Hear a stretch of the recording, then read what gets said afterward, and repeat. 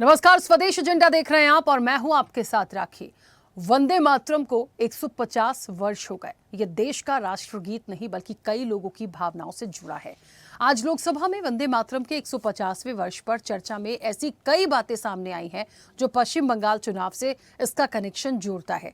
संयोग ये भी है कि इस चर्चा से ठीक एक दिन पहले रविवार को कोलकाता में लाखों लोगों ने श्रीमद् भगवत गीता का सामूहिक पाठ किया था। ये एक तरह से राज्य में हिंदू जागरण के प्रयास के रूप में देखा गया। ये चर्चा ऐसे समय में भी हो रही है जब तृणमूल कांग्रेस से निलंबित विधायक हुमायूं कबीर राज्य में बाबरी मस्जिद बनाने के लिए समर्थन जुटा रहे हैं। उधर एक बड़ा सवाल ये भी है कि आखिर वंदे मातरम पर चर्चा क्यों हो रही है या फिर जानबूझकर कराई जा रही है। जितनी बातें सदन के अंदर से बाहर आई उनके आखिरकार मायने क्या हैं, आज विस्तार से करेंगे इसी पर चर्चा। उससे पहले देखिए ये रिपोर्ट।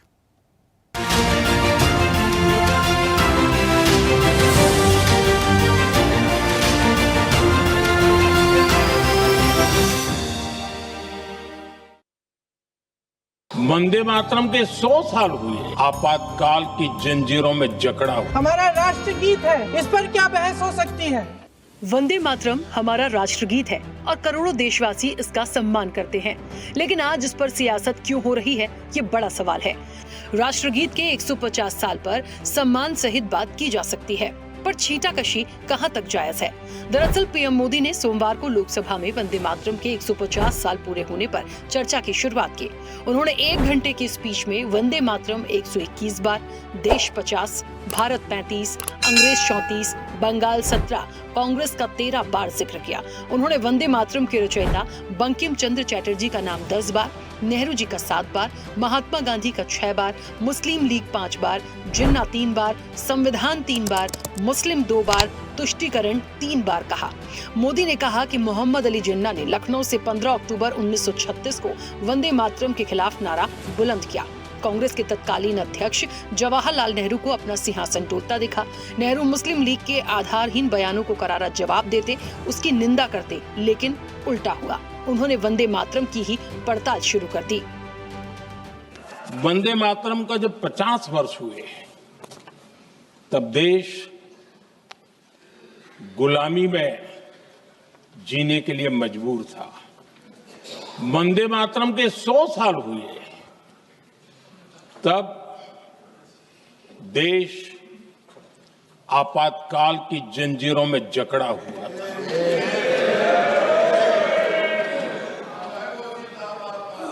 जब वंदे मातरम 100 साल के अत्यंत उत्तम पर्व था, तब भारत के संविधान का गला घोंट दिया गया था। जब वंदे मातरम 100 साल का हुआ, तब देशभक्ति के लिए जीने मरने वाले लोगों को जेल के सलाखों के पीछे बंद कर दिया गया था। जिस वंदे मातरम के गीत ने देश को आजादी की ऊर्जा दी थी, उसके जब 100 साल हुए तो दुर्भाग्य से एक काला कालखंड हमारे इतिहास में उजागर हो गया। 150 वर्ष उस महान अध्याय को, उस गौरव को पुनः स्थापित करने का अवसर है। पीएम मोदी ने अपने पूरे भाषण में 6 बड़ी बातों पर जोर दिया। वंदे मातरम का स्मरण इस सदन का सौभाग्य। वंदे मातरम के 150 साल पर भारत तेजी से बढ़ रहा है। 1906 का एक किस्सा सुनाया। बंगाल के लिए वंदे मातरम गली गली का नारा बन गया। नेहरू ने मुस्लिम लीग के सामने घुटने टेक दिए। आईएनसी चलते चलते एमएनसी हो गया। 2 दिसंबर को लोकसभा स्पीकर ओम बिरला ने सभी दलों के प्रतिनिधियों की मीटिंग बुलाई थी। इसमें तय किया गया था कि वंदे मातरम को लेकर 8 दिसंबर को लोकसभा और 9 दिसंबर को राज्यसभा में चर्चा होगी। सरकार संसद में राष्ट्रगीत वंदे मातरम पर चर्चा इसलिए कराना चाहती है ताकि इसके 150 साल पूरे होने पर इसका ऐतिहासिक, सांस्कृतिक और राजनीतिक महत्व देश के सामने रखा जा सके। इसके पीछे 5 बड़ी वजह मानी जा रही हैं। राष्ट्रीय भावना और एकता का संदेश, बंगाल चुनाव से जुड़ा राजनीतिक संकेत, 1937 में वंदे मातरम के हिस्से को हटाने की बहस को सामने रखना, बंगाल विभाजन और स्वतंत्रता आंदोलन की याद दिलाना, वंदे मातरम का नारा बंगाल विभाजन 1905 के खिलाफ बड़े आंदोलनों का केंद्र था, विपक्ष के साथ टकराव से ध्यान हटाना। राष्ट्रगीत के 150वें वर्ष को लेकर पक्ष विपक्ष में राय भिन्नता का कोई स्थान नहीं।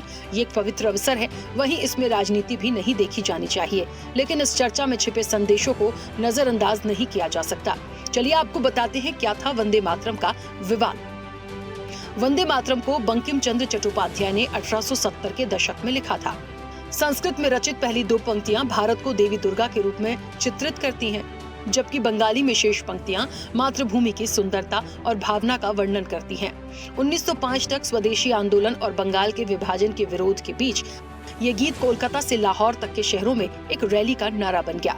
अरविंदो घोष जैसे क्रांतिकारियों ने इसे मुक्ति के मंत्र के रूप में संदर्भित किया। अंग्रेजों की ओर से इसे दबाने के प्रयासों के बावजूद वंदे मातरम प्रतिरोध का एक ऐसा प्रतीक बना रहा जो बंगाल के विभाजन को 1911 में रद्द करने को प्रभावित करने के लिए पर्याप्त शक्तिशाली था। 1906 से 1911 तक कांग्रेस कार्यक्रमों में पूरा गीत गाया जाता था, लेकिन मुस्लिम लीग ने इसकी धार्मिक छवियों पर आपत्ति जताई, जिसमें देवताओं का उल्लेख भी शामिल था।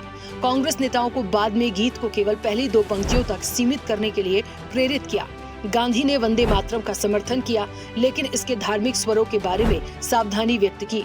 1937 में कांग्रेस ने इसे औपचारिक रूप से 2 छंदों वाले रूप में अपने गान के रूप में अपनाया। स्वतंत्रता के बाद 24 जनवरी 1950 को राजेंद्र प्रसाद के नेतृत्व वाली संविधान सभा ने जन गण मन को राष्ट्रीय गान के साथ साथ वंदे मातरम को भारत का राष्ट्रीय गीत घोषित किया।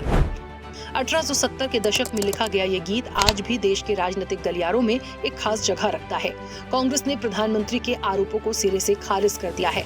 पार्टी ने 1937 के उस फैसले का हवाला दिया जिसमें महात्मा गांधी, जवाहरलाल नेहरू, सरदार पटेल, सुभाष चंद्र बोस, राजेंद्र प्रसाद, मौलाना आजाद और सरोजनी नायडू जैसे बड़े नेता शामिल थे। कांग्रेस के मुताबिक पहली 2 पंक्तियों को इसलिए अपनाया गया था क्योंकि बाकी छंदों में धार्मिक भावनाएं थीं, जिनसे मुस्लिम समुदाय के कुछ वर्गों को आपत्ति थी। इतना ही नहीं, सवाल तो इस बात पर भी उठाया गया कि देश में ऐसे कई मुद्दे हैं जिस पर चर्चा होनी चाहिए, लेकिन वंदे मातरम पर चर्चा का मकसद क्या दर्शाता है। हमारा राष्ट्रगीत है, इस पर क्या बहस हो सकती है?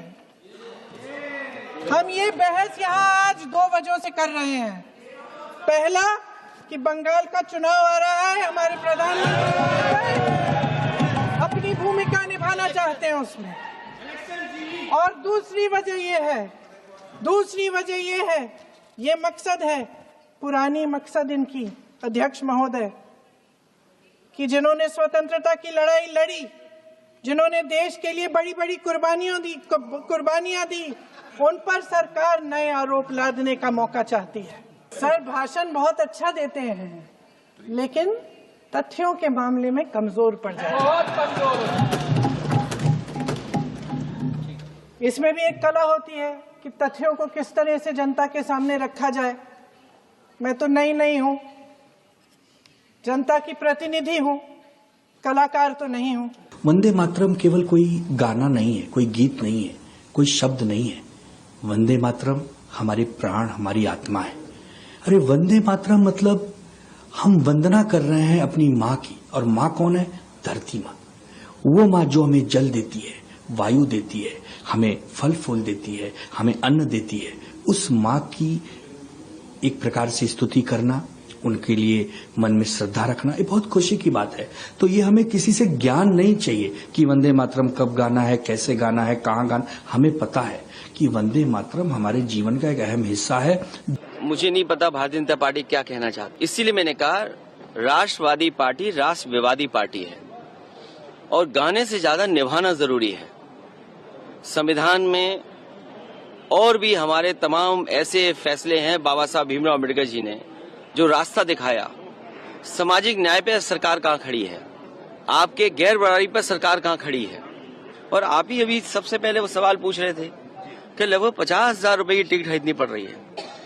तो ये किस दिशा में देश को ले जा रहे हैं। और वंदे मातरम के माध्यम से हम कहना चाहेंगे सरकार से कि जो आज की परिस्थितियां देश की हैं, जहां अनएम्प्लॉयमेंट बहुत बढ़ रहा है, जहां पे रुपया लगातार लुढ़क रहा है, ट्रेडर्स का बहुत लॉस हो रहा है, जहां पे पूरी तरह से देश में देखने को मिल रहा है मोनोपोली का वर्चस्व बढ़ रहा है, तो कहीं ना कहीं इन सब मौजूदा परिस्थितियों को देखते हुए सरकार को काम करना चाहिए।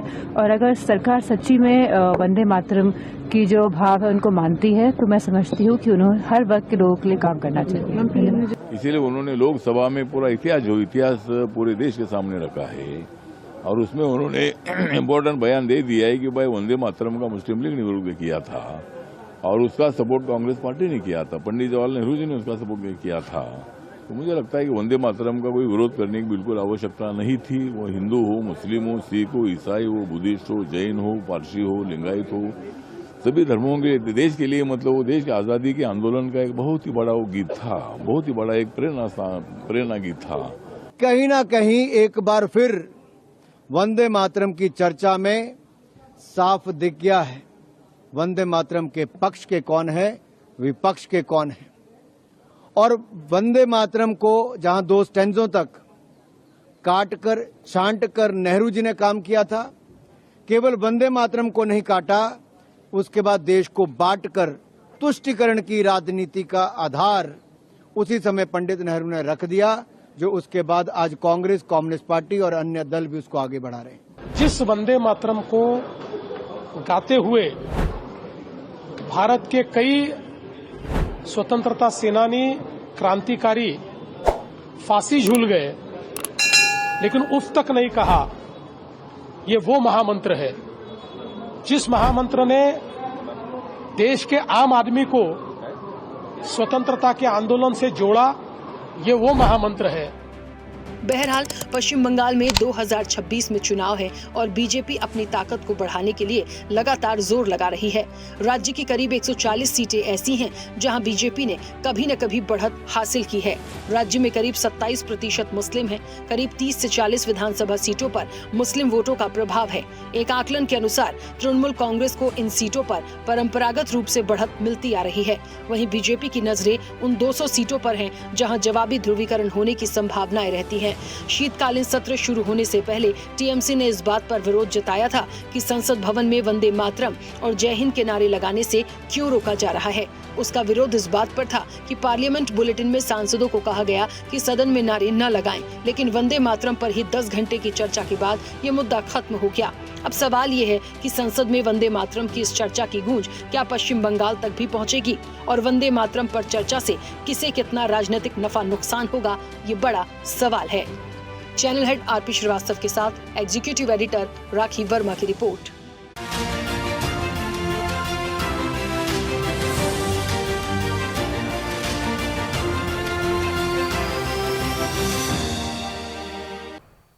ऐसे ही वीडियोस के लिए लाइक करें, शेयर करें, फॉलो करें। YouTube पर जाकर सब्सक्राइब कर बेल आइकन दबाना ना भूलें और ताजा अपडेट्स के लिए swedeshlive.com पर जरूर जाएं।